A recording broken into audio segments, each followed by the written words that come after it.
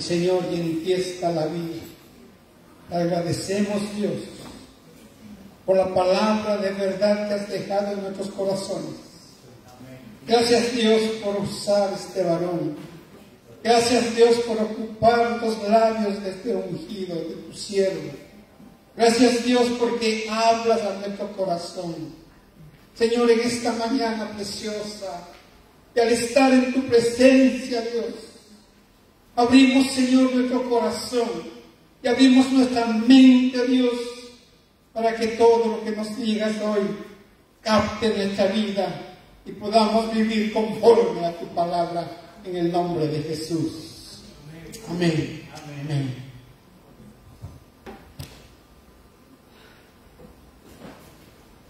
Tomen asiento, por favor, mis hermanos. Gracias. Damos gracias al Señor por este tiempo de alabanza que hemos podido tener. Y en esta mañana quiero compartir con ustedes algo que el Señor ha estado inquietando en mi corazón. Y quiero compartir con ustedes un tema muy delicado que afecta a la iglesia de Cristo en todas partes del mundo.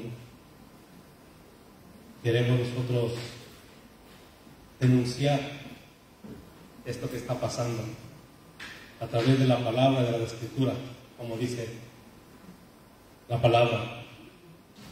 Hermanos, entonces yo en esta mañana quiero traerles a ustedes y hablar acerca de un falso evangelio que se está predicando por todas partes del mundo, que mayormente se ha extendido.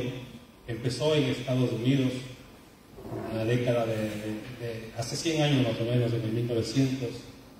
Se ha extendido a América Latina, se ha extendido también en África, también es muy visible, y ahora también aquí en Europa, en España, y nosotros también lo tenemos aquí en Murcia, lastimosamente, este falso evangelio que hace ver que como que los cristianos estamos detrás del dinero, y no es así. No es así. No estamos detrás del dinero de ninguna persona.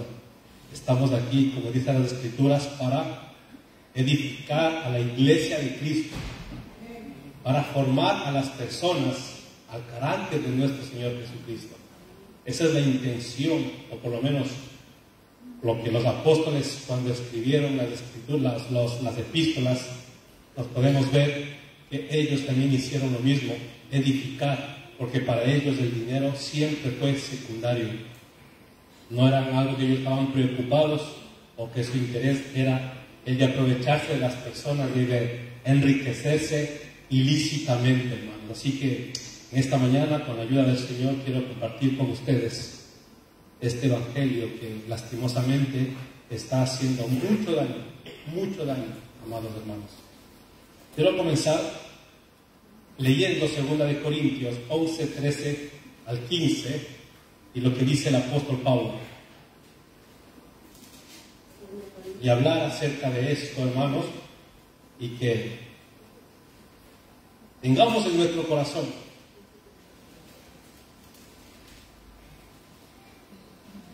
dice 2 Corintios 11, del 13 al 15, porque estos son falsos apóstoles, obreros fraudulentos que se disfrazan como apóstoles de Cristo. Y no es maravilla, porque el mismo Satanás se disfraza como ángel de luz. Así que no es extraño si también sus ministros se disfrazan como miembros de justicia, cuyo fin será conforme a sus obras. Se disfrazan como ministros de justicia, cuyo fin será conforme a sus obras. ¿A qué me refiero, amados hermanos, acerca de esto del evangelio de la prosperidad? Este evangelio hace alusión a una falsa doctrina que enseña sobre el bienestar económico de las personas. Quiero que me escuchen detenidamente. Esta enseñanza, el bienestar de las personas, el enriquecimiento de las personas, es el centro de sus predicaciones. y tergiversa totalmente la palabra del Señor. No es lo que dice las Sagradas Escrituras. Y colócase, amados hermanos, al Evangelio del Reino en un segundo lugar. Cuando vemos que el Evangelio del Reino es de esencia, es el fundamento en la vida del cristiano. ¿Y de qué se trata este Evangelio de la Prosperidad o movimiento de fe también que se le conoce? Tiene muchos nombres. En la actualidad este tipo de evangelio falso predica diferentes mensajes. Como muchos nombres se le conoce como teología de la confesión positiva. Ellos confiesan todo positivamente, pensando que si confiesan positivamente se les va a hacer realidad. El Evangelio de la salud y de las riquezas también lo presentan. Lo declara y decrétalo y recíbelo, ¿no? Decláralo, decrétalo y recíbelo. Písalo, arrebátalo, entre muchas. Tienen muchas formas de presentarse. Es una doctrina que se presenta a las personas muy apetecible. Muy apetecible, amados hermanos. Pero lastimosamente este tipo de falsa doctrina se centra en el dinero, en la salud, en la abundancia, y deja de lado el mensaje de la cruz y el Evangelio del Reino. Su mensaje se centra, ¿en qué se centra sus mensajes? En los pactos de dinero, en las ofrendas para usufructo del propio predicador, en la siembra para que el Señor les multiplique, entre otras cosas que son contrarias a la palabra de Dios.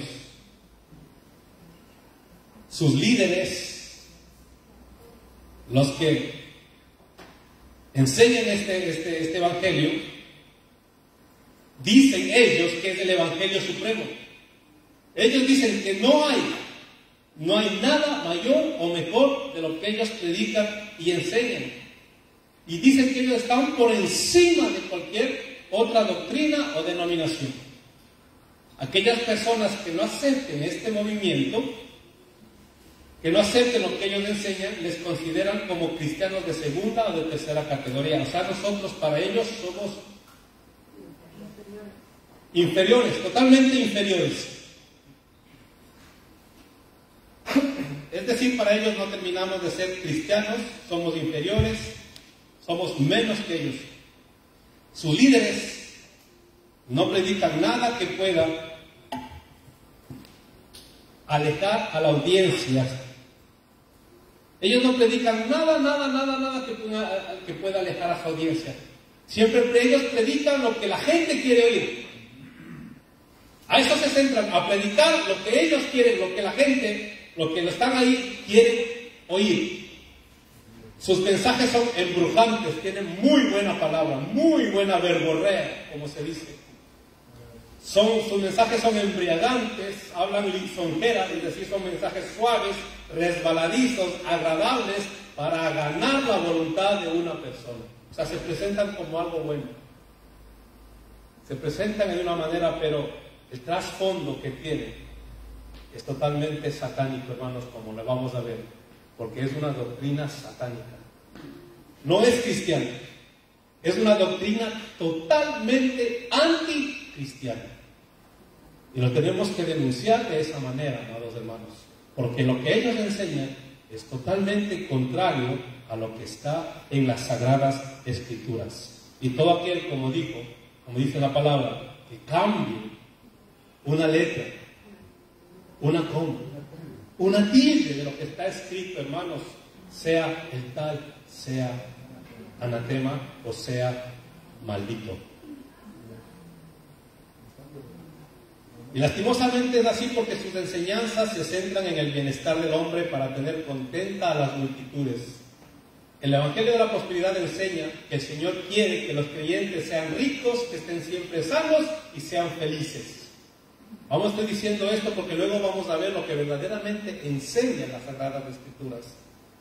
Lo cual contradice lo que plantea la Biblia con respecto a los procesos por los cuales debemos enfrentarnos como hijos de Dios, donde no siempre estaremos en las mejores condiciones físicas o económicas o emocionales, porque nosotros, el que quiere vivir santamente, el que quiere vivir como dice las Sagradas Escrituras, el que quiere tener testimonio de la palabra de Dios, dice que va a sufrir persecución. persecución, lo dice las Sagradas Escrituras.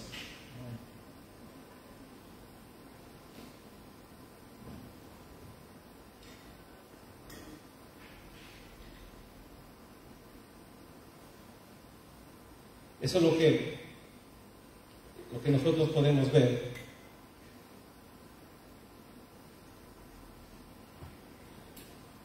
El Evangelio de la Prosperidad enseña, como estamos diciendo, que quiere que seamos ricos. Pero en la Biblia podemos ver claros ejemplos de que los siervos de Dios también tuvieron que pasar por vicisitudes, tuvieron que pasar por adversidades antes de obtener la victoria, tales como Job, Abraham, el mismo José, David, Moisés, Daniel, entre otros. Y luego también tenemos en el Nuevo Testamento de cómo vivieron, por ejemplo, los apóstoles, cómo fue el apóstol Pablo, cómo vivió.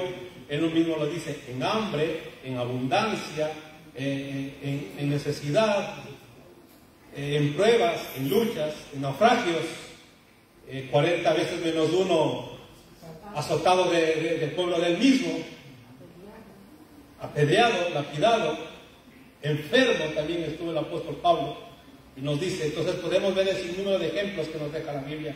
Dentro de este Evangelio de la Prosperidad encontramos a falsos maestros que enseñan a sus seguidores a orar específicamente por las cosas materiales. De hecho, le demandan a Dios o pretenden obligar a Dios que les dé una vida llena de abundancia. Qué pena, ¿no? Qué pena que se esté enseñando esto. Y no solamente es penoso, porque arrastran a miles de simpatizantes a esas doctrinas. Son miles sus seguidores, porque cuando se predica algo suave, algo tentador, algo que le dice a la persona, tú tranquilo, puedes vivir como quieras, solamente quiero tu dinero, pero tú vive como tú quieras. Sal, baila, bebe, emborráchate, droga, fornica, adultera, todo lo que puede decir, no, tú no pasa nada, solamente tú ven y déjame, porque quiero que tengan las personas que estén felices, ¿no? Y que tengan un bienestar para que estén bien donde se sientan. Amados hermanos, entonces tenemos que decir con rotundidad en esta mañana, y le digo, que este Evangelio de la Prosperidad no es cristiano y es totalmente anticristiano, aunque ellos pretendan enseñar que es todo lo contrario. ¿Dónde es el origen de esto? ¿Dónde se origina? Es interesante ver que el origen de este Evangelio de fe o de prosperidad se encuentra en el ocultismo norteamericano del siglo XIX. Este movimiento empieza o imita a un hombre que utilizaba este método de la confesión positiva. Este personaje llamado Phineas Cumby fue un mentalista e hipnotizador estadounidense y fue quien creó el movimiento ampliamente reconocido y que fue fundamental para la creación del movimiento ocultista llamado el Nuevo Pensamiento. Él decía, tienes que pensar positivamente, tienes que salir y pensar y saber que esto, lo que tú piensas positivamente, lo vas a conseguir. ¿No?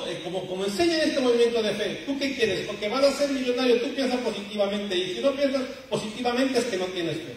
Y lo mismo, solamente que cogen y cambian y meten versículos, pero este movimiento de la confesión de fe tiene su origen en el siglo XIX. Y muchos de sus conceptos e ideas que se practican en el Evangelio de la Prosperidad son tomados de aquí. La confesión positiva, el decreto que voy a prosperar, que nunca me voy a enfermar, todo lo que toque es mío, donde yo voy todo lo que toque es mío, nunca voy a enfermar, me prospero y todo, ¿no? Hermanos, es increíble lo que engañan y lo que le tienen a las personas sometidas bajo esta falsa doctrina. Visualizo todo que me va a ir bien, que todo lo que confieso lo voy a obtener. Esta es la confesión positiva, cuando la Biblia me enseña que nosotros estamos de acuerdo a la voluntad de Dios. Y Dios es quien manda y nos dice cómo van a hacer las cosas, y nosotros estamos bajo su cobertura, pero el Señor es el que dice cómo se hacen las cosas.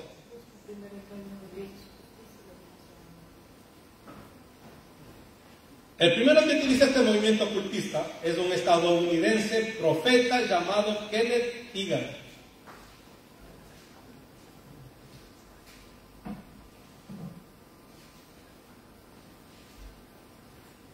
Tal vez ustedes habrán escuchado este nombre, Kenneth Hagin. Él es el primero que utiliza estos libros de este Phineas Quimby. Y dice, y lo peor, hermanos, que estas personas, para engañar a la gente, utilizan frases como el Señor me dijo. Utilizan frases o dicen, Dios se presentó delante de mí y me reveló esto. O vino un ángel y me guió y me dijo otras cosas. Cuando la palabra de Dios mismo es que la gente misma, hermanos, por la ignorancia que se tiene, se cree todo y se chupa los dedos todo lo que le dicen, hermanos. Cuando dice las Escrituras, nos dice el apóstol, aunque venga otro ángel, aunque se apareciera un ángel y enseñara un evangelio diferente al que está aquí en las Sagradas Escrituras, ese sea anatema. Pero se dejan creer que dicen, no, el Señor me dijo, el Señor me dijo, el Señor me dijo, o vino un ángel y me reveló, el Espíritu Santo me reveló. Claro, él dice que el Espíritu Santo le reveló esto, cuando verdaderamente toma de las palabras o de las frases que este mentalista o hipnotizador utilizaba, y solamente él lo pone versículos bíblicos y hasta que el Señor le ha revelado. Y así queda engañada la gente, hermanos, a las personas, y son miles de personas. Esta confesión positiva no es bíblica, es de origen ocultista, creada por Phineas Quimby, como yo les digo, y plagiada por el movimiento de la prosperidad. Es decir, el movimiento de la prosperidad tiene su origen ocultista. Por eso les digo, hermanos, que es un movimiento totalmente anticristiano. Y podría decir, hermanos, que los que practican ese evangelio falso no son nuestros hermanos. Por doloroso que sea y con la realidad tan tremenda, y tenemos que denunciar, hermanos, tenemos que denunciar porque están llevando a miles de personas a ser el centro de sus vidas y no Dios, como dice las Sagradas Escrituras.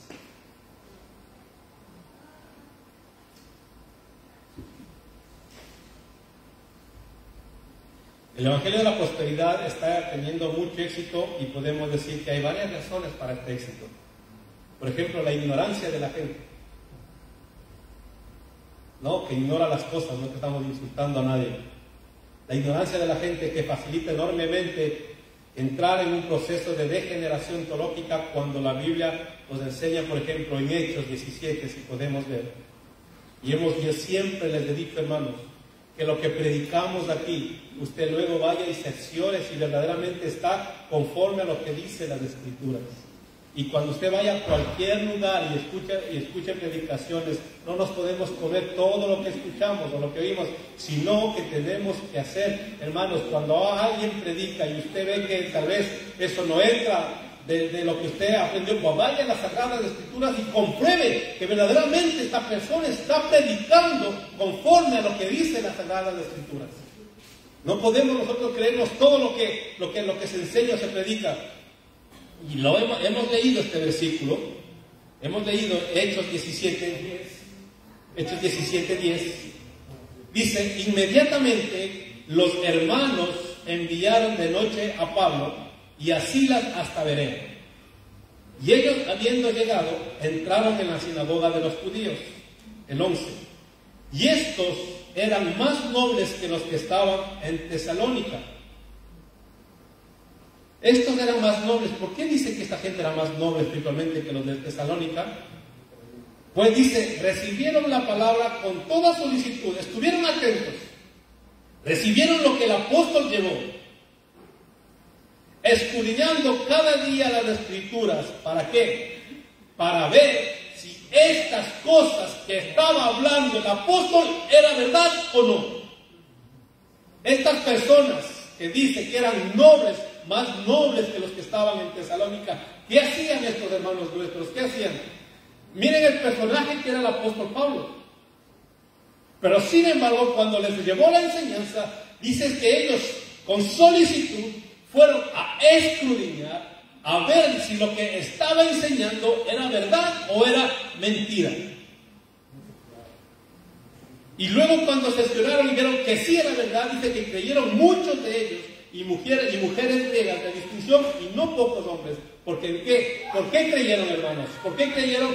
Porque las Sagradas Escrituras confirmó lo que estaba hablando el apóstol Pablo. Dígame, ¿cuántos de los que estamos aquí hacemos eso? Creo que pocos. Y en la iglesia y en el mundo entero, imagínense, ¿qué van a hacer? Entonces, ¿qué pasa? La ignorancia de la gente permite que estos movimientos pues les capten, que sean como borregos, y vean, y solamente como les camelan el oído, les hagan cosas bonitas, cosas que quieren escuchar, pues van ahí. Y el proselitismo que ellos utilizan, hermanos. Y es tremendo ellos. Cuando alguien alguien abre los ojos y se quiere salir de ese movimiento, sus líderes los maldicen. Los maldicen, hermanos, literal. Les dicen, si te vas de aquí, te van a caer las 10 plagas de Egipto. O te va a ir todo mal. No, les estoy diciendo la verdad, hermanos. O sea, les tienen encima bajo amenaza. No les permiten que se unan a ninguna otra iglesia o doctrina, solamente ellos. Ellos, porque ellos están por encima de todos. Y nos han dicho, hermanos, que nosotros somos de segunda categoría. Como si en el cielo hubiese cristianos de primera o de segunda categoría. No existe, hermano. En el cielo, en el cielo no, aquí en la tierra existe solamente cristianos de primera categoría. No hay ni de segunda ni de tercera.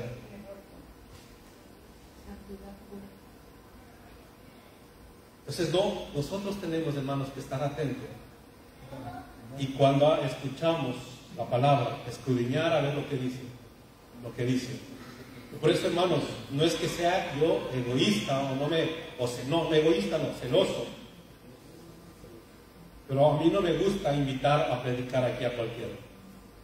No soy de las personas que comparte el púlpito, no porque tenga celos. Celos sí, de la sana doctrina, sí, eso sí, de la sana doctrina.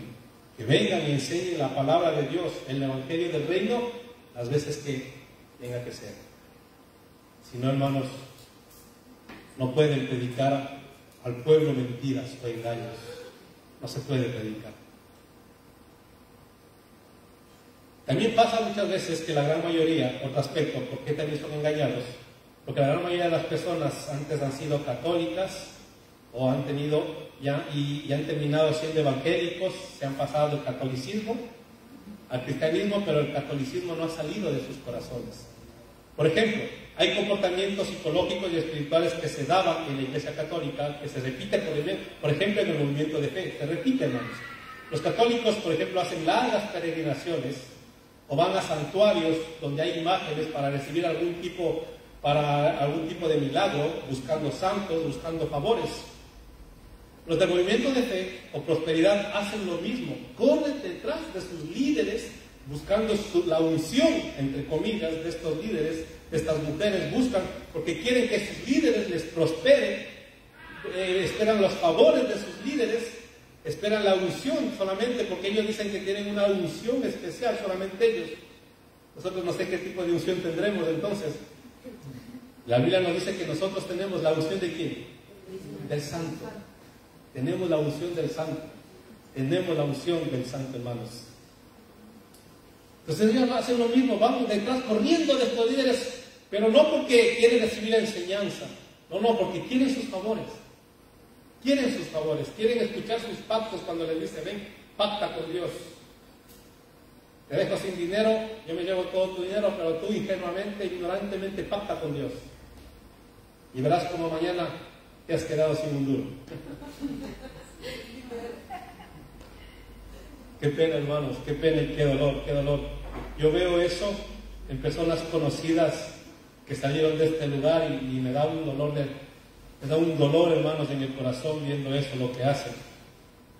Tienen un concepto de autoridad muy parecido al católico también y no al concepto de autoridad bíblico, ¿no? Aunque ahí no hay un papa, en ese lugar hay papuelos que se benefician de esa situación y sus seguidores tienen que hacer lo que su pseudo apóstol le diga. Hay de aquellos que no le obedezcan. Hay de aquellos que no le obedezcan. Hay de aquellos. Y les meten miedo, hermanos, y les meten miedo diciendo, hubo una persona que habló en contra de mí y esa persona se murió. Otra persona también que salió con esto y tuvo un accidente y se murió. ¿No? Como si ellos tuvieran esa autoridad para hacer este tremendo, hermanos. Entonces los demás con miedo, con temor, diciendo que están enseñando. Es impresionante, hermanos, este movimiento también, cómo se mete en la psiquis del hombre y los tienen ahí sometidos a estas personas. Es muy difícil sacarles de ese lugar, es muy difícil, hermanos. Y claro, como son personas que se mueven por emociones, hermanos, todavía es más.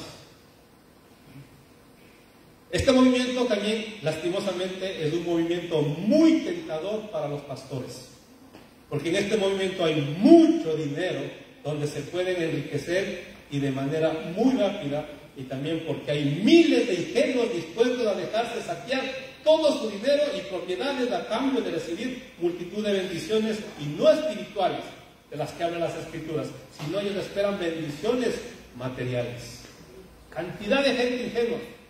Claro, es muy tentador, imagínense, dinero para las personas que son predicadores, viendo tanto dinero, es muy tentador. Como dice, ¿no?, la frase, en el arca abierta hasta el justo. Y gente, hermanos, estos predicadores, estos telepredicadores, gente que eran choferes, que eran gente humilde, trabajadora, que tenían que sudar, como dice las Escrituras, para poder llevar el pan a la mesa, ahora son magnates de este evangelio, con propiedades de 10 millones, de 5 millones. Tienen casas, tienen aviones. Y engañan a la gente y les dicen, el Señor me dijo que tienen que comprarme otro avión para trasladarme a otro lugar. Qué pena, hermanos, qué dolor. El apóstol Pablo se diera contra la pared viendo cómo el evangelio está en este tiempo, amados hermanos. El dolor que tuviera. No es de sorprenderse que nosotros estamos viviendo los últimos tiempos cuando dice que la apostasía va a entrar en las iglesias.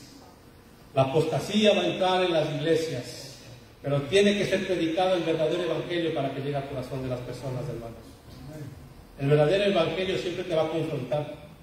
El verdadero evangelio, cuando estás en pecado, te pone entre la espada y la pared. Por eso muchos se van.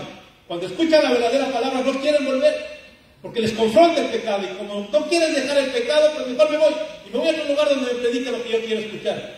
Y aquí mejor me quedo contento, ¿no? Porque la palabra de Dios nos confronta, hermanos, no nos permite vivir en pecado, no nos deja vivir en pecado.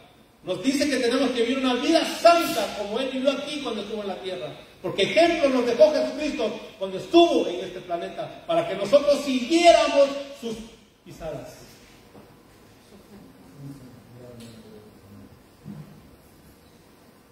Y la Biblia nos enseña en Tito 1, del 7 al 9, y nos dice, porque es necesario que el avispado, no, que el obispo, esos sí son avispados, hermanos, es necesario que el obispo, que el pastor, que el líder, sea irreprensible como administrador de Dios, no soberbio, no iracundo, no dado al vino, no pendenciero, no codicioso de ganancias deshonestas, retenedor de la palabra fiel, tal como ha sido enseñada, para que también pueda exhortar con sana enseñanza y convencer a los que contradicen. Primeros mandamientos nos dicen que no tenemos que nosotros ser codiciosos de ganancias deshonestas. No es posible que el pastor esté lleno de dinero, llevándose de la iglesia, y los hermanos no puedan llegar a fin de mes. No es así. Todo el dinero que entra a este lugar es para bien común. Y ustedes saben, son testigos. El dinero que entra a este lugar es para bien común, para el bienestar de la iglesia. Nosotros con mi padre, gracias a Dios, trabajamos, tenemos fuerza, nos da fortaleza para poder trabajar. Así que el dinero cuando entra aquí está a buen recaudo, no se malgasta. Compartimos entre todos, amados hermanos, y para pagar el local, pagar el agua, la luz, y Si algún hermano tiene necesidad y podemos también poderle bendecir con algo. Así es como que tiene que ser, así es la iglesia. Así fue en el principio, en los orígenes. Cuando dicen que los hermanos vendían sus propiedades, todo lo que tenían, y lo daban y lo llevaban a los pies de los apóstoles para que los apóstoles distribuyan a los hermanos necesitados, a las viudas, a los huérfanos, y no haya ausencia de pan en la iglesia con los hermanos. A ningún rato habla de pastores enriqueciéndose, haciéndose millonarios. No nos dice, hermanos, no nos dice. Y finalmente este movimiento incita a la codicia. Las personas acaban poniéndose bajo la cobertura de estos predicadores de dudosa formación, pero con una capacidad impresionante para la charlatanería, porque son expertos en hablar lo que la gente quiere oír. Este movimiento es como la lotería. Les dice a ellos: déjame tu dinero y el Señor te va a bendecir, supuestamente. Entonces, como compran la lotería, ¿no? Compran la lotería porque dice que ahora sí te va a tocar el número. Ahora sí te va a tocar el número. Y cada año, cada que llega, como lo que ya llega para Navidad, ¿no? El de la Navidad. ¿Cómo le llaman los? El gordo, ¿no? Y no cómprate porque te va a tocar así. Te buscan, dan su dinero pensando que van a comprar la bendición. Y cada año, yo he visto personas que, hermanos, con 20, 30 boletos de lotería. Es impresionante, he dejado 3.000, 2.000 euros comprando, porque piensan que ya con uno de esos le va a caer y se van a hacer millonarios. Y siguen trabajando igual que siempre. Porque la suerte solamente es para determinadas personas. Y esto, de la misma manera, los cristianos piensan que pagando así les va a tocar como la lotería. Nunca les va a llegar. Nunca. Otra cosa, otro aspecto, hermanos. Dentro de la prosperidad existen aspectos que están basados en fundamentos erróneos que chocan con la enseñanza de la Biblia. Por ejemplo, la enfermedad. Quiero empezar con la enfermedad. Este movimiento dice que un creyente que se enferma es un creyente que no tiene fe y por lo tanto no sabe confesar positivamente. O sea, un cristiano no puede enfermarse y si se enferma es que está falto de fe. O está en pecado. O está en pecado, lo dice. Esto es un disparate de dimensiones colosales, amados hermanos. Porque cualquiera que haya leído, por ejemplo, el libro de Job, sabe que el pobre Job se vio reducido a una situación límite y terrible. Que esa situación no derivó de que Job fuera pecador. No derivó. Sino que derivó del hecho de que Dios permitió que el diablo, que Satanás, golpeara a Job de manera sucesiva hasta llegar a su salud. ¿Y estaba Job en pecado? No, porque dije que incluso Job ofrecía sacrificio a Dios por el pecado de sus hijos, para que Dios perdonara el pecado de sus hijos. Job nos dicen las Escrituras, cuando Satanás se presenta delante de Dios y le ha dicho: ¿has visto a mi siervo Job, hombre perfecto, justo? Es impresionante las palabras del Señor para Job. Claro, y Satanás, ¿qué le dice? Claro, porque tú le das todo. Tú le tienes mal acostumbrado. Pero si tú me dejas que empiece a quitarle, ya verás cómo reniega de ti. Y así empezó. De un momento a otro, todo lo que tenía, porque era un hombre muy rico, dice que empezó y solamente quedaba un siervo para dar aviso de lo que había pasado, como dice las Escrituras. Hasta así llegar hasta la muerte de sus hijos, y solamente le quedaba su esposa y ciertos amigos que se crean hombres teólogos, que fueron a aconsejarle de una manera teológica. Dice: renuncia, muérete. Hasta los amigos, incluso los amigos. Pero ¿a qué vamos? ¿Dónde terminó él? Y no porque estaba falto de fe, o no porque era pobre. Hasta la mujer fue utilizada. Le dice: ¿ya ves tu Dios cómo te tiene? ¿Ya ves el Dios que tú adoras? Maldícete y muérete. Maldice y muérete. No, ellos, o sea que si no confesamos nosotros positivamente, no servimos, somos cristianos de segunda. Si tú no dices que vas a estar bien, que vas a salir ahora y que vas a conseguir todo, no, eres cristiano de segunda. No es así, hermano, no es así. Job, podemos ver cómo él No estaba en pecado, pero sin embargo, Dios permitió.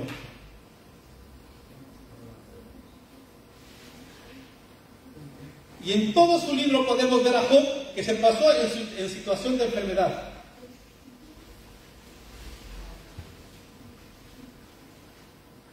¿No? Es que como no confesó, Job no conoció el maravilloso mecanismo de la confesión positiva, pues hubiese estado salvo. No, como no confesó positivamente, pues ahí está. Si vamos, por ejemplo, a Gálatas capítulo 4 y versículos del 11 en adelante, aparece el testimonio de Pablo, por cierto muy interesante, y voy a explicar luego por qué, hermanos.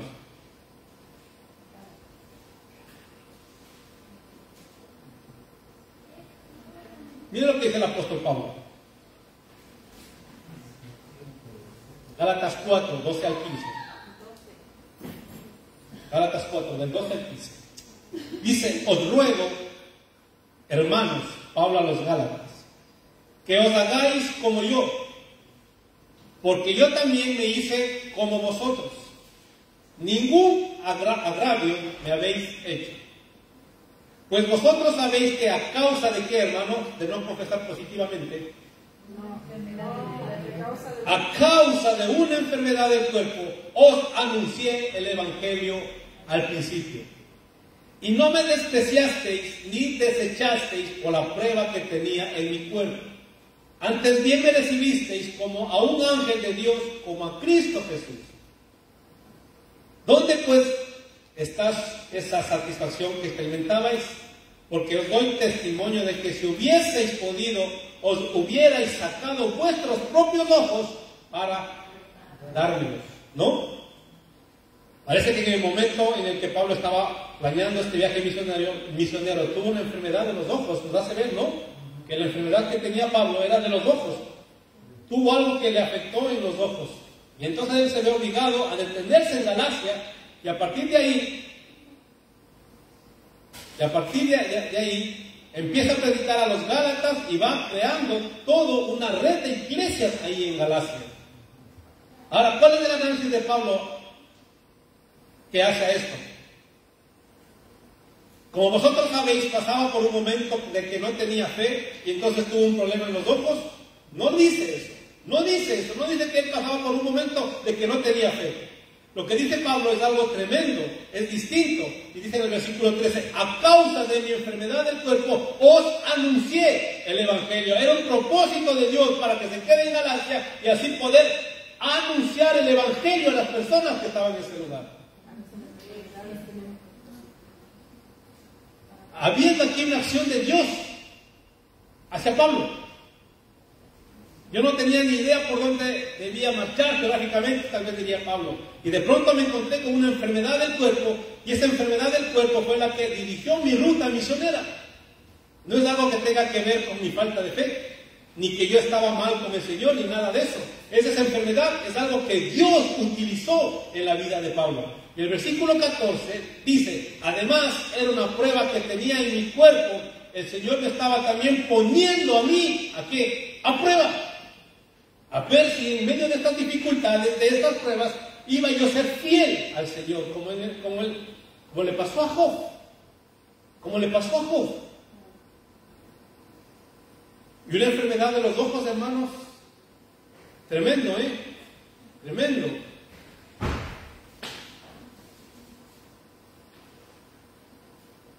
Hasta el punto de esta enfermedad, como dice aquí en Gálatas, hubiesen ustedes sacado los ojos para dárselo a él, a Pablo, para que él mirara o viera mejor.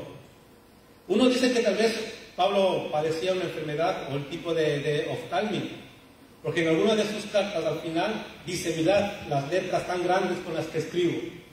Por los problemas de los ojos seguramente es muy posible que Pablo tuviera que acercarse mucho a los textos y escribir con letras grandes para poder escribir bien. Otros también dicen que tenía un tipo de enfermedad muy típico, muy característico en aquel tiempo, un tipo de lagaña.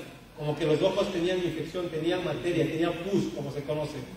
¿No? Era feo de ver.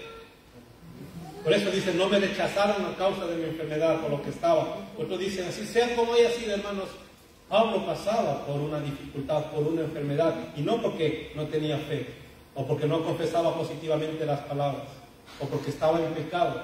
No estaba Pablo en esta situación, sino que Dios utilizó esa situación para que se quedara en Galacia y pudiera predicar el Evangelio del Reino, o el señorío de Cristo a las personas.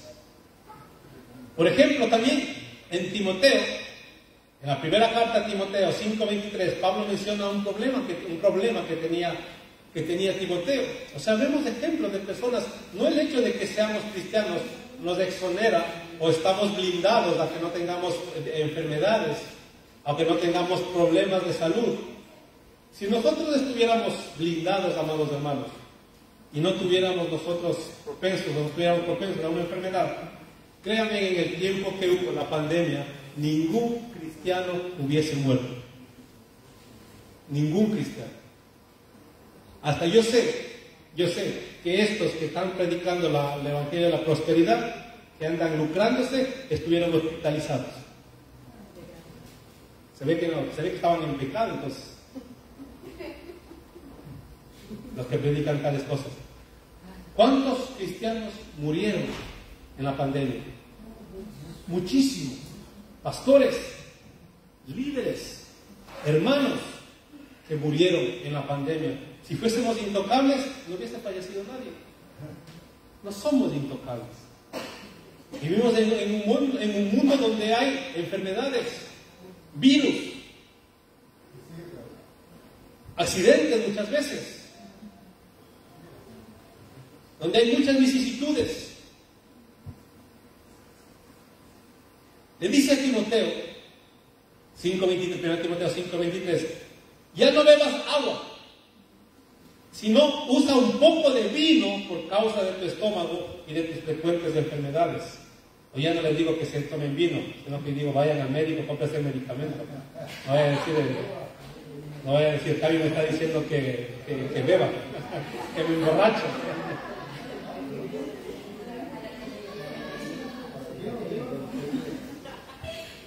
Lo que sí me decían, hermanos, y esto muy serio, me decían que, por ejemplo, las personas que tienen lombrices, ¿no? Lombrices son como parásitos en el estómago. Las personas que tienen parásitos en el estómago, lo que sí me han dicho que es muy bueno tomarse una copa de vino y detrás una cuchara de piedritas pequeñas, de piedras pequeñitas, de esas que usted pueda tragar. Usted se toma el vaso de vino y detrás se toma una cuchara de piedras. Sí, hermanos, ¿por qué? Pero déjenme decir por qué. Hay una explicación por qué. Porque las amebas que ya están embriagadas o borrachas se matan a piedrazos.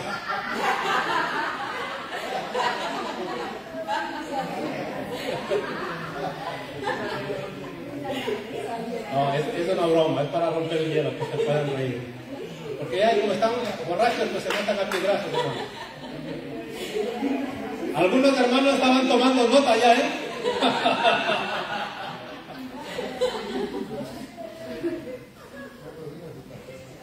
Le dice a Timoteo, ya no bebas agua, sino que usa de un poco de vino por causa de tu estómago y de tus frecuentes enfermedades. ¿Por qué, hermanos? El vino que hacían los judíos era muy buen vino. Claro, y seguramente Timoteo tenía algún problema en el aparato digestivo, ¿no? Tal vez no soportaba algún tipo de alimentación, o el agua mismo. En aquel tiempo el agua estancada en las cosas tenía alergia, ¿no? Algo le pasaba. Entonces le dice el apóstol Pablo, dice, no bebas tanto esa agua, o si no, añádale un poco de vino, para ver si de eso te calma un poco el malestar que estás teniendo en el estómago. Se ve que era repetitivo, que tenía ese problema, ¿no? Alguna alergia, yo qué sé que tenía algo que le estaba en el estómago. ¿Y qué? ¿Timoteo qué era? ¿Pecador? ¿Estaba falto de fe? No, hermanos, era un hombre tremendo de Dios. A tal punto que el apóstol Pablo le quería como un hijo. Y le dice, de ti me fío y te voy a dejar aquí en Éfeso.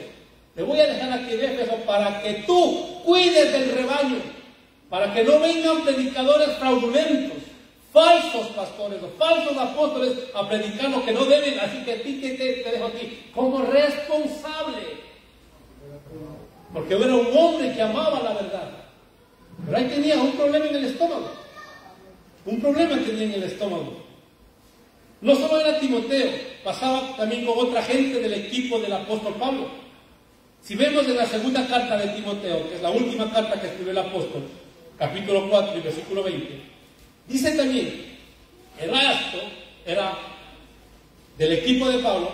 Erasto se quedó en Corintio a Trófimo. A Trófimo dejé en Mileto enfermo. Erasto se quedó en Corinto. Y a Trófimo, me faltaba la I, y a Trófimo dejé en Mileto. ¿Por qué dice? Porque estaba enfermo. Y no porque no había confesado positivamente. Tengo muy claro, amados hermanos, que la Biblia habla de dones, que hay sanidad. Hermanos, yo no niego, yo tengo mi ejemplo, hermanos, de milagro. Mi hija Ámbar es un milagro. Yo creo en los milagros. Creo en los dones de sanidad, de hacer milagros, de lenguas, de discernimiento de espíritus, de ciencia, de conocimiento. Yo creo, hermanos, que los dones son dados a la iglesia. Lo que yo no creo es en el desorden que se ha causado este nuevo movimiento de la confesión de fe, o del neopentecostales que se llama, ese desorden que yo creo, hermanos. Yo digo, tengo a mi hija Ámbar. Es un milagro que esté viva, es un milagro. Los que conocen el testimonio y los que vieron lo que nos pasó, hermanos, es un milagro, Anita, que esté viva. Tengo milagros de mi hermano Víctor Hugo, que tenía epilepsia con 12 años y el Señor le sanó. O sea, yo creo, hermanos, pero como ellos dicen, no es así, hermanos, no es así. Dios sigue actuando, claro que sigue actuando, pero a veces el Señor quiere tenernos enfermos para que no nos creamos que somos algo o alguien, sino para cuando estemos en esa situación doblar nuestras rodillas y reconocer que Él es el Señor. Eliseo, profeta de Dios, estaba enfermo y estaba haciendo milagros de enfermo. Él mismo no podía curarse, pero sin embargo Dios lo usaba para hacer milagros. Así es, hermanos, y Dios muchas veces a quien quiere tener sano le tiene sano y no le pasa nada. A otros, en cambio, que pasen por enfermedades para luego sanarles, para que vean las personas lo glorioso que es Dios, el poder de Dios de las personas. Hemos visto nosotros aquí testimonios de gente sana de cáncer, sana de SIDA, y otras personas preciosas, temerosas de Dios, que el Señor dijo, no te quedas aquí, te voy a llevar conmigo. Simplemente porque Dios es soberano y Él manda, y Él decide. Nosotros estamos bajo su voluntad. Él es Dios. Nosotros no somos nadie, ni tampoco ninguno en el mundo para decirle a Dios lo que tiene que hacer. El mismo Jesús dijo, ni yo mismo hago lo que quiero, sino yo hago la voluntad de mi Padre, nada más y nada menos. Lo que me mandó a hacer mi Padre, eso hago. Y eso es lo que la iglesia tiene que hacer, hermanos. Y cuando enfermemos, si el Señor permite que pasemos por esta prueba de enfermedad, glorificar a Dios en medio de esa enfermedad. Y si nos tiene sanos también, glorifique a Dios porque le tiene sano. Pero vemos, hermanos, el ejemplo, y no como estas personas que dicen que si tú te enfermas porque estás en pecado o eres falto de fe. Eso te pasa por ser cristiano de segunda. ¿Qué le dijo Pablo a Timoteo? Pablo, solo enfermo del estómago, qué asco que me das. Solo enfermo por no confesar positivamente. No, hermanos, no es así. El segundo aspecto, creo que vamos a ver el segundo aspecto y vamos a dejar ahí. El segundo aspecto es las riquezas materiales, y este es donde más se enfocan ellos. El pacto de Abraham, según ellos, es un medio para el derecho de adquirir bienes materiales. Ese pacto de Abraham que vemos en Génesis, ¿no? En los capítulos 12, 15, 17, 22, es utilizado dentro del Evangelio de la Prosperidad para enseñar que el principal propósito del pacto con Abraham era la bendición material por parte del Señor. Estos maestros de la prosperidad toman el libro también de Gálatas 3:14, donde habla de la bendición de Abraham que viene sobre los gentiles. Ellos dicen es que la bendición de Abraham está sobre ti, confiésalo positivamente. Deja tu dinero y mañana vas a irte al banco y te van a aparecer 200, 300, 400, 500 euros. Se piensan que el Señor es el cajero de ellos. Claro, ellos dicen, no, como dicen Gálatas, la bendición de Abraham está ahí, pero omiten la segunda parte del versículo, cuando dice Gálatas 3:14, para que en Cristo Jesús la bendición de Abraham alcance a los gentiles, nos alcanza a fin de que por la fe recibamos que la promesa del Espíritu Santo. ¿Cuál es la riqueza, hermanos? La promesa del Espíritu Santo. Las bendiciones son espirituales, como luego veremos cuando terminemos esto de la falsa doctrina.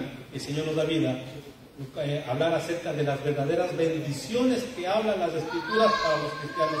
A ver si estas bendiciones son físicas o son espirituales, son materiales o son espirituales, que también, si el Señor nos permite, estaremos estudiando.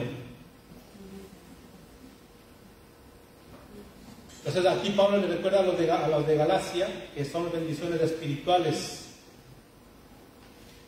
Pero ellos dicen, como ahora ellos son hijos espirituales de Abraham, están legitimados a reclamar estos beneficios financieros. Para el Evangelio de la Prosperidad el centro es el hombre y Dios tiene que hacer lo que ellos digan. Ese es el tremendo error. Para este Evangelio de la Prosperidad el centro es el hombre y Dios gira alrededor del hombre. Y este Evangelio de la Prosperidad provoca una prostitución y una perversión, una adulteración de la enseñanza bíblica, colocando al hombre en el centro de la teología. Es una herejía terrible porque la teología, por definición, es el tratado de Dios, no el tratado del hombre. El tratado del hombre, en todo caso, es la antropología y no la teología. Pero esta doctrina pone al hombre en el centro. Y Dios tiene que hacer lo que Él le dice, lo que el hombre le dice. Dios reprenda a todas estas personas que predican este evangelio, amados hermanos. Dios reprenda. Como dice el apóstol Pablo, mejor a esto se arrancar la lengua para no hablar estas cosas. Lo dice, hermanos. Mejor para que te quiten la lengua, se arranque la lengua, para que dejen de hablar de lo que están diciendo esto y enseñando a estas pobres personas.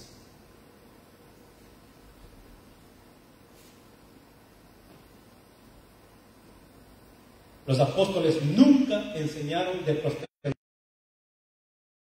No les interesaban las riquezas materiales. Los apóstoles buscaban la prosperidad del alma, la edificación del ser humano, hacer crecer a la persona, a los seres humanos en la persona de Jesús. Por ejemplo, en la carta a los Filipenses. Una pared con una cadena y bajo la custodia de un soldado romano. Y sin embargo, la epístola a los Filipenses es la carta más alegre y más gozosa de todas las cartas paulinas. Y miren en la condición que estaba el apóstol Pablo.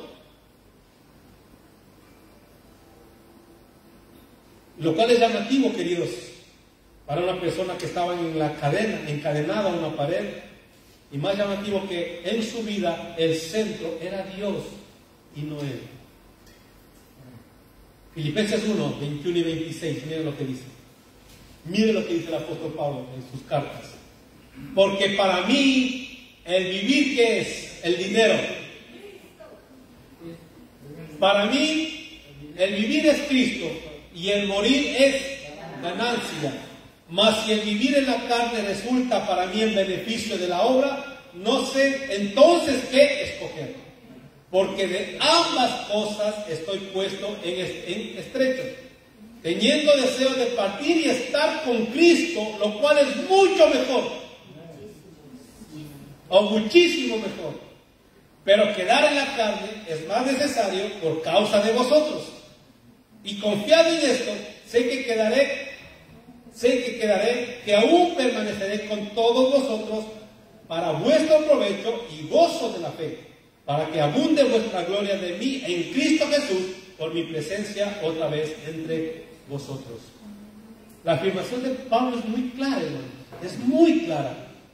Lo que yo desearía es partir y estar con Cristo, que es lo muchísimo mejor que puede pasar a una persona. No estoy pensando en bienes materiales, no estoy pensando en enriquecerme. Es algo que no me preocupa, dice Pablo. Desearía eso, desearía tal vez eso, pero el centro de mi vida no son mis deseos. El centro de mi vida no son mis anhelos, el centro de mi vida no son mis apetencias, el centro de mi vida, dice el apóstol Pablo, es Cristo. Y si Cristo considera que lo mejor es que me quede con vosotros, porque todavía tengo una tarea que cumplir, yo estoy dispuesto a someterme o a someter mi voluntad a Cristo. Esto que dice Pablo es el todo de la vida cristiana. Cristo es el centro y nuestra vida gira en torno a Él. Y si eso significa que para mí el morir es Cristo, que yo partiría con Cristo, pero que si Cristo, que es el centro de mi vida, dice que permanezca aquí, pues yo estoy dispuesto a seguir aquí con ustedes. ¿Qué está diciendo el apóstol Pablo, hermanos? ¿De qué está hablando? Yo quiero irme con el Señor. Yo quiero, porque mucho mejor estar con el Señor. Pero si me tengo que quedar con ustedes, aquí me quedo. ¿Habla algo acerca de prosperidad económica? ¿Habla algo, hermanos, de prosperidad económica? No habla.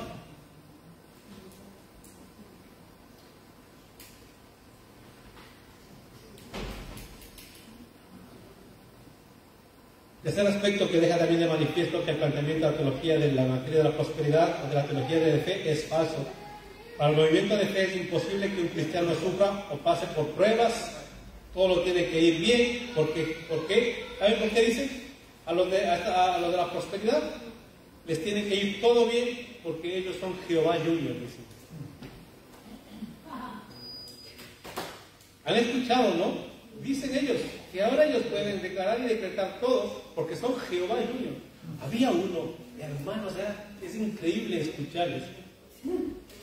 Y decía que ahora como el Señor le ha delegado todo al hombre, como el Señor le ha entregado todo al hombre, decía este hombre que ahora Dios tiene que pedirle permiso al hombre para poder actuar aquí en la tierra. Por favor. Así como les estoy diciendo, hermanos. Y claro, y sus seguidores en éxtasis. ¡Qué blasfemia! ¡Qué blasfemia, hermanos! ¡Qué herejía! Y estas iglesias son megas iglesias de 10,000, 15,000, 20,000 y les ven también por vía internet o televisión, llega a millares de personas.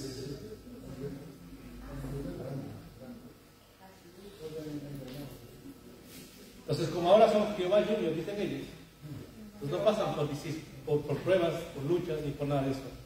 La Biblia, en cambio, la Biblia que nosotros leemos, nos enseña que los cristianos sufren. Nos enseñan que los cristianos pasan pruebas, pasan tentaciones. Y no es algo que se deriva de la falta de fe, o no es una consecuencia de que no tenemos fe. Por lo contrario, en muchísimos casos es la prueba de que muestra que nuestra fe es genuina. En el capítulo 11 de la carta a los Hebreos, suele ser un capítulo muy citado por el movimiento de fe, pero solo en la primera parte del capítulo. Lo toman porque hay una serie de referencias o ejemplos de fe en la Biblia para engañar a otras personas.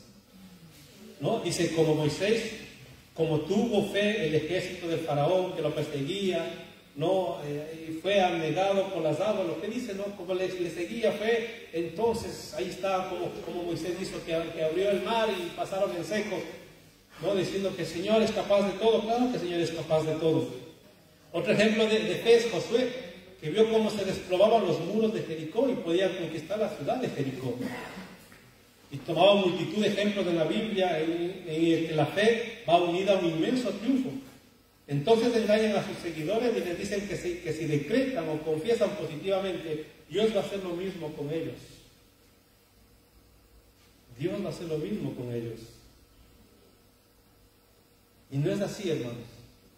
Y les quiero decir, las Sagradas Escrituras, la Biblia, encontramos dos tipos de palabras de Dios. Dos tipos. Tomen nota, por favor. Las que Dios habló a individuos o a pueblos en circunstancias particulares, a los que podemos llamar palabra circunstancial y particular. Y la segunda son palabras de Dios para todas las personas de todos los tiempos y lugares, a los que llamamos palabra universal y eterna. Dios habló de dos maneras: de manera circunstancial para los hombres de aquel tiempo y de aquella época. Hoy nosotros ya no nos damos la vuelta aquí, nos vamos a decir, hermano, vamos a dar la vuelta a Murcia para ser conquistada por el Señor. En primer lugar, nos van a llamar locos. Porque no es así, porque fue para conquistar Jericó. Eso es lo que tenemos que hacer. Si usted quiere que un vecino, un familiar suyo, venga a los pies del Señor, doble rodillas. Doble rodillas. Viva como dice la palabra, de ejemplo, de testimonio, para que ellos vean como usted verdaderamente, no a dar vueltas como aquí.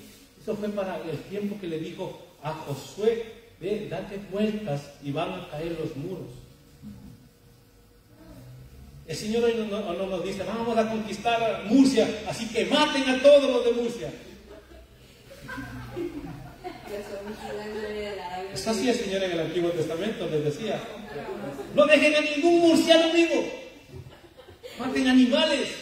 No dice, hermano. Ahora nos dicen que tenemos que orar por ellos. Tenemos que orar por Murcia, tenemos que orar por Puente Tocino, tenemos que orar por el barrio donde ustedes viven, por las autoridades. Nos manda el Señor, ya no nos manda el Señor. Por lo que hizo Josué, por ejemplo, en 10, 12, 14, que dice que Josué oró. Dice entonces, Josué 10, 12, 14, entonces Josué hablando a Jehová, el día en que Jehová entregó el amorreo delante de los hijos de Israel, y dijo en presencia de los israelitas, detente en Gabaón y tu luna en el valle de Ajalón.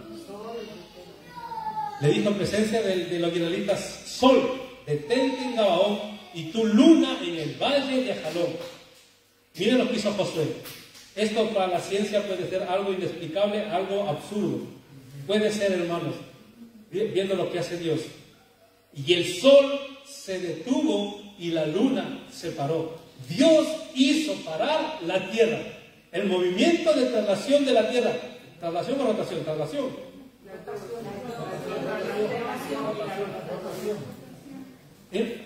Científicamente está comprobado que si un momento la tierra se para, todos saliéramos disparados como bala. Saliéramos disparados. Pero Dios detuvo la tierra. Detuvo, aquí dice el sol y la luna. Ahí está la explicación del año bisiesto. Y dice, hasta que la gente se hubo vengado de sus enemigos. No está escrito esto en el libro de Jacer. Y el sol se paró en medio del cielo y no se apresuró a ponerse casi un día entero. Y no hubo día como aquel, ni antes ni después de él, habiendo atendido a Jehová a la voz de un hombre, porque Jehová peleaba por Israel. Que dice que esto que aconteció nunca más va a pasar. Imagínense ahora los cristianos, detente tu sol, detente tu luna, todo el mundo está por amor a Dios. Son cosas circunstanciales que Dios hizo en un determinado momento, que ahora ya no se va a repetir. No se va a repetir. Pero tenemos una palabra universal que también vamos a ver, hermanos, que es para todos los tiempos, para todo momento. Y no solamente esto, miren cómo Dios es el creador de todo, de absolutamente todo, y el dueño de todo, que tiene control del movimiento de traslación, de rotación de la Tierra. Que Él puede también retroceder el planeta Tierra si quiere. Qué locura, ¿eh? Qué Dios, qué ingeniero, qué arquitecto, qué conocimiento, qué sabiduría, qué poder para hacer esto. Esto seguramente, si me ve algún científico, me dice, este charlatán, que este loco, ¿qué está enseñando? Si está en las escrituras, hermano, es que es real, es verídico. Tenemos del año bisiesto, ¿qué le falta cada año? 6 horas cada año, hasta que al 4.º año se completa un día. Se completa un día. Dice en Ezequías, y miren lo que dice en Ezequías, para que entendamos y pasar. Este es el Dios a quien nosotros adoramos, capaz de todo. Segunda de Reyes 20, Segunda de Reyes, capítulo 20, del 8 al 11, dice: y Ezequías había dicho a Isaías: ¿qué señal tendré de que Jehová me sanará y que subiré a la casa de Jehová al tercer día? Respondió Isaías: esta señal tendrás de Jehová, de que hará Jehová esto que ha dicho. ¿Avanzará la sombra 10 grados o retrocederá 10 grados? Pregunta. Y Ezequías respondió: fácil cosa es que la sombra decline 10 grados, o sea que vaya para adelante, pero no que la sombra vuelva atrás 10 grados. Entonces el profeta Isaías clamó a Jehová e hizo volver la sombra por los grados que había descendido en el reloj de Acos, 10 grados atrás. Impresionante como Dios hizo retroceder a los Superman. ¿Han visto al primer Superman cuando vuela por y hace que retroceda el planeta, hermanos? Es impresionante este Dios que tenemos, hermanos.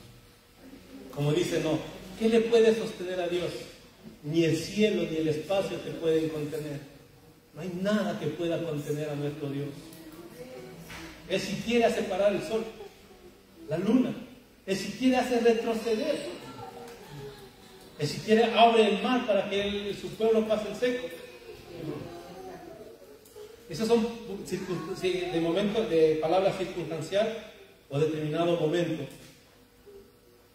Pero hay palabra eterna para todos los tiempos y lugares a los que llamamos palabra universal y eterna. ¿Por qué digo esto? Porque muchas veces ellos cogen estas palabras diciendo: no, si el Señor hizo con esto, y nosotros también vamos a decretar y proclamar que el Señor nos va a hacer ahora sí a la tierra prometida, donde hay leche y miel. Y después dicen: tú me ofreciste algo, pero no veo. ¿Qué ha pasado? No tienes fe. Sigue clamando. Ahora, sigue. Pobrecitos como les tienen engañados. Esta palabra universal y eterna es el Logos, o el Verbo de Dios, es el Cristo, la palabra universal y eterna, que está formada por el querigma y el didaqué. El querigma es la proclamación de la verdad sobre el hecho de Cristo. El querigma, de la que está la Biblia, que hay en la Biblia, es la proclamación de la verdad sobre el hecho de Cristo. Se refiere a la totalidad del acontecimiento más trascendental de todos los siglos para Dios y para la humanidad. El querigma proclama la verdad acerca de la encarnación del Hijo de Dios, la gran obra de la redención, la gloriosa exaltación de Jesucristo como Señor, el derramamiento del Espíritu Santo y el consecuente surgimiento del pueblo de Dios y la Iglesia. Nos revela a Cristo. El querigma que está escrito en la palabra nos revela a Cristo, nos dice quién es la persona de Jesús. En cambio la didaqué, que es el 50%, porque la Biblia está 50% querigma, 50% didaqué. En cambio el didaqué consiste en enseñanzas, instrucciones y mandamientos que revelan la voluntad de Dios para todos los hombres en todos los tiempos. Por ejemplo, amarás a tu prójimo como a ti mismo. ¿Qué es eso? ¿Qué es consejo o mandamiento? Y frente a los mandamientos, ¿qué tenemos que hacer? Sí y amén. No juzguéis para que no seas juzgados. Si no perdonáis a los hombres sus ofensas, tampoco vuestro Padre os perdonará vuestras ofensas. O sea, que estamos enfadados, peleados con alguien y pretendemos venir aquí a darnos de pecho, cantando, orando. Dice: no te voy a escuchar. Si tú no perdonas las ofensas, yo tampoco perdono tus ofensas, no dice el Señor. Es simple y clara. Por ejemplo, dicen los hijos: obedeced a vuestros padres. ¿Qué tienen que hacer los hijos? Obedecer, ¿no? Es una promesa. Es un mandamiento con promesa. Para que se alarguen vuestros días sobre esta tierra. Dice: bendecid a los que os maldicen. Amarás al Señor tu Dios con todo tu corazón. Ninguno tenga más alto concepto de sí que el que debe tener. Sed pacientes para con todo, y etcétera, etcétera. Esa es la palabra que tiene que haber en nuestros corazones, y nuestras confesiones tan ridículas que hacen estas personas, hermanos. Yo creo que vamos a dejar ahí, queridos, porque ya ha pasado no sé qué tiempo es. Vamos a ponernos de pie y vamos a dejar para la semana que viene, la segunda. Así les dejo con la curiosidad para que vengan. Demos gracias al Señor, queridos, para que el Señor nos ayude y entendamos su palabra.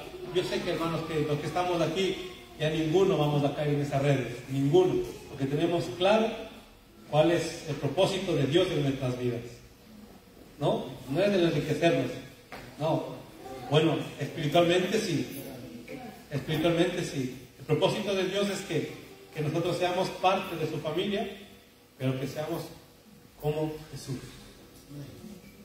Te damos gracias, Señor, por este precioso tiempo de poder exponer tu palabra, de poder traer, Señor, para abrir nuestros ojos y saber cuál es el verdadero evangelio, Señor. Gracias por darnos tu palabra de verdad. Gracias por permitir, Señor, que no haya lobos que quieran confundir, ni ovejas vestidas de lobos, Señor. Te pido, Señor, que a los hermanos que has puesto bajo mi responsabilidad, que cuides de sus vidas, Señor. Cuides de sus familias, de sus hijos. Señor, lo mismo que mi familia, mis hijos, mi esposa, Señor.